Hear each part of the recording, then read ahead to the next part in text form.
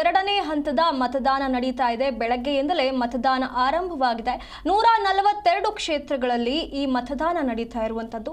ರಾಜ್ಯಾದ್ಯಂತ ಬೆಳಗ್ಗೆ 7ರಿಂದ ಮತದಾನ ಚುರುಕುಗೊಂಡಿದೆ. 41,000ಕ್ಕೂ ಹೆಚ್ಚು ಮತಗಟ್ಟೆಗಳಲ್ಲಿ ವೋಟಿಂಗ್ ನಡೀತಾ ಇದೆ. ಸರತಿ ಸಾಲಿನಲ್ಲಿ ನಿಂತು ಮತದಾನವನ್ನು ಮಾಡ್ತಿದ್ದಾರೆ ಮತದಾರರು. ಮುಂಜಾಗ್ರತಾ ಕ್ರಮವಾಗಿ ಬಿಗಿ ಬಂದೋಬಸ್ತನ್ನ ಪೊಲೀಸರು ಕಾಯ್ದುಕೊಂಡಿದ್ದಾರೆ. ಟಿಎಂಸಿ ಮತ್ತೆ ಬಿಜೆಪಿ ನಡುವೆ ಪೈಪೋಟಿ ಇರುವಂತದ್ದು. ಈ ಎಲ್ಲ ಫಲಿತಾಂಶಗಳು ಮೇ 4ರಂದು ಪ್ರಕಟವಾಗುತ್ತೆ. ಹಿಂದೆ ನಡೆದಿರುವಂತಹ ಮೊದಲ ಹಂತದ ಮತದಾನ ಹಾಗೆ ಎರಡನೇ ಹಂತದ ಮತದಾನ ಎಲ್ಲದರ ಫಲಿತಾಂಶ ಮೇ 4ನೇ ತಾರೀಕು ಪ್ರಕಟವಾಗುತ್ತೆ. ಮೊದಲನೇ ಹಂತದ ಮತದಾನ ಮುಗಿದಿತ್ತು ಬಂಗಾಳದಲ್ಲಿ. ಇಂದು ಎರಡನೇ ಹಂತದ ಮತದಾನ ನಡೀತಾ ಇದೆ. ಒಟ್ಟಾಗಿ 142 ಕ್ಷೇತ್ರಗಳಲ್ಲಿ ಮತದಾನ ನಡೆಯುತ್ತೆ. ಬೆಳಗ್ಗೆ 7 ಗಂಟೆಯಿಂದನೇ ಮತದಾನವನ್ನ ಮಾಡೋದಕ್ಕೆ ಆರಂಭ ಮಾಡಿದ್ದಾರೆ ಅಲ್ಲಿನ ಮತದಾರರು. ಒಟ್ಟಾಗಿ 41,000ಕ್ಕೂ ಹೆಚ್ಚು ಮತಗಟ್ಟೆಗಳಲ್ಲಿ ವೋಟಿಂಗ್ ನಡೀತಾ ಇರುವಂತದ್ದು. ಈಗಾಗಲೇ ಸರತಿ ಸಾಲಿನಲ್ಲಿ ನಿಂತು ಮತದಾರರು ಮತದಾನವನ್ನ ಮಾಡ್ತಾ ಇದ್ದಾರೆ.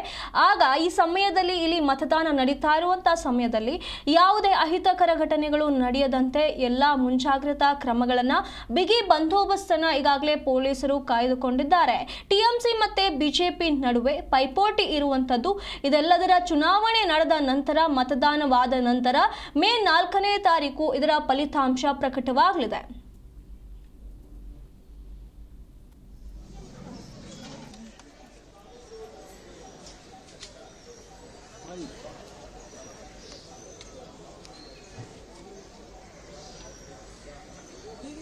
বুঝতে পারলাম না কোন ঘরে গেছে বিভৎস ভিড়।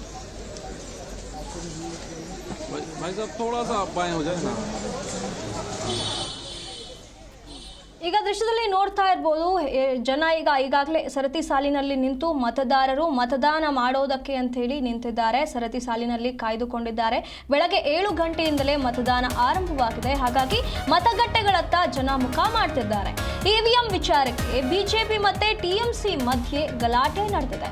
ಒಟ್ಟು 6 ಬೂತ್ಗಳಲ್ಲಿ ಇವಿಎಂ ಕೆಲಸ ಮಾಡ್ತಿಲ್ಲ ಅಂತ ಹೇಳಿ ಟಿಎಂಸಿ ಆರೋಪವನ್ನ ಮಾಡ್ತಾ ಇರುವಂತದ್ದು. ಬಿಜೆಪಿ ಮತ್ತೆ ಟಿಎಂಸಿ ಕಾರ್ಯಕರ್ತರ ಮಧ್ಯೆ ವಾಗ್ವಾದ ನಡೆದಿದೆ. ನಾದಿಯಾದಲ್ಲಿ ಬಿಜೆಪಿ ಬೂತ್ ಏಜೆಂಟ್ ಮೇಲೆ ಹಲ್ಲೆ ಕೂಡ ನಡೆದಿದೆ ಅನ್ನುವಂತ ಮಾಹಿತಿ ಬಂದಿದೆ. ಟಿಎಂಸಿ ಕಾರ್ಯಕರ್ತರ ವಿರುದ್ಧ ಬಿಜೆಪಿ ಆಕ್ರೋಶವನ್ನ ವ್ಯಕ್ತಪಡಿಸ್ತಾ ಇದೆ. ಮತಗಟ್ಟೆಗಳ ಹೊರಗಡೆ ಕಾರ್ಯಕರ್ತರು ವಾಗ್ವಾದವನ್ನ ನಡೆಸಿದ್ದಾರೆ.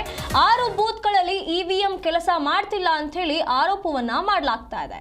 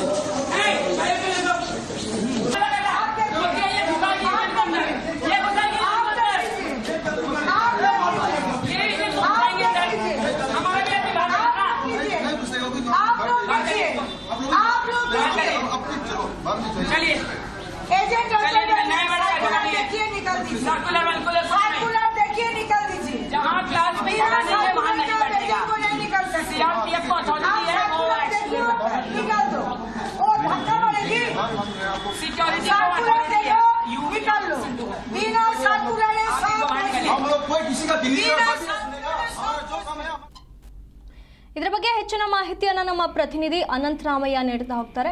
ಅನಂತರಾಮಯ್ಯ, ಈಗ ಬಂಗಾಳದಲ್ಲಿ 2ನೇ ಹಂತದ ಮತದಾನ ಆರಂಭ ಆಗಿದೆ. ಆದ್ರೆ ಇಲ್ಲಿ ವೋಟಿಂಗ್ ಮಷಿನ್ EVM ಏನೋ ಕೈ ಕೊಟ್ಟಿದೆ ಅನ್ನುವಂತ ಮಾಹಿತಿ ಬರ್ತಾ ಇದೆ. ಇದ್ರ ಬಗ್ಗೆ ಹೇಳೋದಾದ್ರೆ ಸುನಿಧಿ, ಏನು 2ನೇ ಹಂತದ ಒಂದು ಬಂಗಾಳದಲ್ಲಿ ನಡೆಸಿರುವಂತಹ ಒಂದು ಚುನಾವಣೆ ಜೊತೆಗೆ ಪಂಚರಾಜ್ಯದ ಚುನಾವಣೆಗೆ ಇಂದು ತೆರೆ ಬೀಳಲಿದೆ. ಈ ಒಂದು ಸಂಜೆ 6ಕ್ಕೆ ಚುನಾವಣೆ ಅಂತ್ಯವಾಗಲಿದೆ.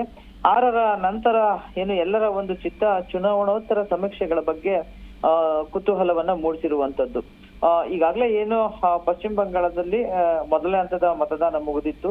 ಈಗ 2ನೇ ಹಂತದ ಮತದಾನಕ್ಕೆ ಮತ್ತು ಕೊನೆ ಹಂತದ ಮತದಾನ ಈಗಾಗಲೇ ಏನು ದಕ್ಷಿಣ ಜಿಲ್ಲೆಯಲ್ಲಿ ನಡೀತಿರುವ ದಕ್ಷಿಣದ 7 ಜಿಲ್ಲೆಗಳಿಗೆ ಈ ಒಂದು ಮತದಾನ ನಡೀತಾ ಇದೆ. ಅದರಲ್ಲಿ ಒಟ್ಟು 142 ಕ್ಷೇತ್ರಗಳು ಇವಾಗ ಇರುವಂತದ್ದು 7 ಜಿಲ್ಲೆಗಳಲ್ಲಿ. ದಕ್ಷಿಣ ಬಂಗಾಳದ 7 ಜಿಲ್ಲೆಗಳು ನಡೆಸಿರುವಂತದ್ದು. ಆ ಒಂದು 142 ಕಾನ್ಸ್ಟಿಟ್ಯೂಯೆನ್ಸಿಯಲ್ಲಿ ಈಗಾಗಲೇ ಏನು ಕಳೆದ ಒಂದು ಡೇಟಾಸ್ ಅನ್ನ ನಾವು ನೋಡೋದಾದ್ರೆ ತೃಣಮೂಲ ಕಾಂಗ್ರೆಸ್ ಈ ಒಂದು ಕಾನ್ಸ್ಟಿಟ್ಯೂಯೆನ್ಸಿಯಲ್ಲಿ 123 ಸೀಟನ್ನ ಗೈನ್ ಮಾಡಿರುವಂತದ್ದು. ಇನ್ನ ಇದರ ಜೊತೆಗೆ ಬಿಜೆಪಿ ಕೇವಲ 18 ಸ್ಥಾನಗಳನ್ನ ಮಾತ್ರ ಗೈನ್ ಮಾಡಿರುವಂತದ್ದನ್ನ ನಾವು ಕಳೆದ 2021ರ ಚುನಾವಣೆಯಲ್ಲಿ ನಾವು ನೋಡಿರುವಂತದ್ದು. ಈಗಿನ ಒಂದು ಇರುವಂತಹ ಒಂದು ಚುನಾವಣೆಯ ನಿರೀಕ್ಷೆಯನ್ನ ನಾವು ನೋಡೋದಾದ್ರೆ ಈಗಾಗಲೇ ಏನು ಮೋದಿ ಸಾಕಷ್ಟು ರ್ಯಾಲಿಗಳನ್ನ ಮಾಡುವುದ್ರ ಮುಖಾಂತರವಾಗಿ ಅಲ್ಲಿ ಒಂದ್ ರೀತಿಯಾಗಿ ಏನಾದ್ರೂ ಮಾಡಿ ಗತಾಯ ಗೆಲ್ಲೇಬೇಕು ಅನ್ನೋ ದೃಷ್ಟಿನಲ್ಲಿ ಅಮಿತ್ ಶಾ ಆಗಿರ್ಬೋದು, ಮೋದಿ ಅವರು ರ್ಯಾಲಿಗಳನ್ನ ಮಾಡಿದಂತದ್ದು. ಮತ್ತೆ ಸ್ಥಳೀಯವಾಗಿ ಒಂದಷ್ಟು ಅಟ್ರಾಕ್ಷನ್ ಮಾಡೋ ದೃಷ್ಟಿನಲ್ಲಿ ಒಂದು ಜೋಲ್ಮುರಿ ಅಂಗಡಿಗೂ ಕೂಡ ಭೇಟಿ ಕೊಟ್ಟು ಅಲ್ಲಿನ ಒಂದು ಮತದಾರರನ್ನ ಸೆಳೆಯುವಂತಹ ಪ್ರಯತ್ನವನ್ನು ಕೂಡ ಮಾಡಿದಂತದ್ದನ್ನ ನಾವು ನೋಡಿದ್ವು.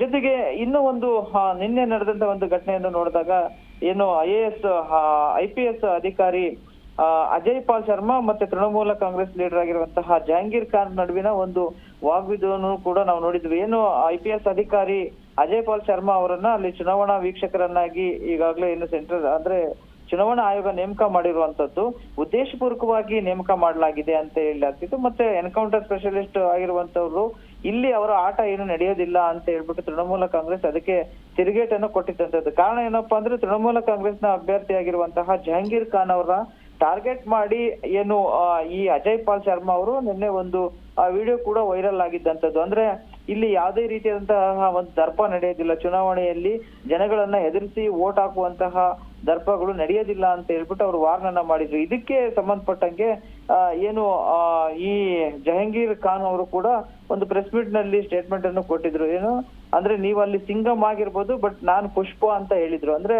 ಇಲ್ಲಿ ಯಾವುದೇ ಆಟ ನಡೆಯೋದಿಲ್ಲ ನಿಮ್ದು ಅನ್ನೋ ಮುಖಾಂತರವಾಗಿ ಹೇಳಿದ್ರೆ, ಅಂದ್ರೆ ಉದ್ದೇಶಪೂರ್ವಕವಾಗಿ ಬಿಜೆಪಿ ಬೆಂಬಲಿತ ಅಂದ್ರೆ ಎಲೆಕ್ಷನ್ ಚುನಾವಣಾ ಆಯೋಗ ಅವರನ್ನ ಇಲ್ಲಿ ಆಗಿದೆ ಅನ್ನೋದು ಇವರ ಒಂದು ತೃಣಮೂಲ ಕಾಂಗ್ರೆಸ್ನ ಆರೋಪ ಆಗಿತ್ತು. ಜೊತೆಗೆ ಈ ಎಲ್ಲಾ ಒಂದು ಆರೋಪ ಪ್ರತ್ಯಾರೋಪಗಳ ನಡುವೆ ಇವತ್ತು ಬೆಳಿಗ್ಗೆ 6 ಗಂಟೆಯಿಂದ ಮತದಾನ ಆರಂಭ ಆಗಿದೆ.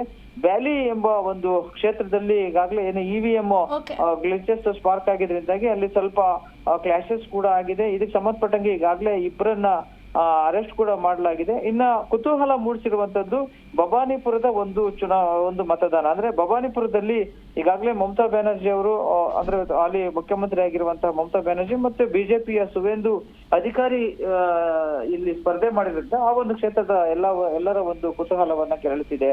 ಒಟ್ಟಾರೆಯಾಗಿ ಇವತ್ತು ಸಂಜೆ 6 ಗಂಟೆ ನಂತರ ಚುನಾವಣೋತ್ತರ ಸಮೀಕ್ಷೆಯ ಮೇಲೆ ಎಲ್ಲರ ಒಂದು ದೃಷ್ಟಿ ನೆಟ್ಟಿರುವಂತದ್ದು. ಸುನಿಧಿ, ಧನ್ಯವಾದಗಳು ಅನಂತರಾಮಯ್ಯ ನಿಮ್ಮೆಲ್ಲ ಮಾಹಿತಿಗಾಗಿ.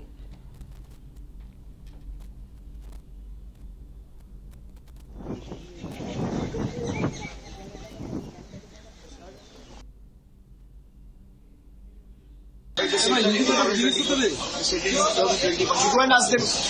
They said that every time. But whenever the numbers have been revealed and the electoral outcome came, it became the other way around. It is the onus is on you to go and ask the BJP leaders. Every time you have predicted something, eventually it has turned in Trinamool's favor. Amit Shah said we'll get 200 seats in 21. Trinamool got 200 seats. They said we'll get 30 seats in Bengal in Lok Sabha. Trinamool got 29 seats.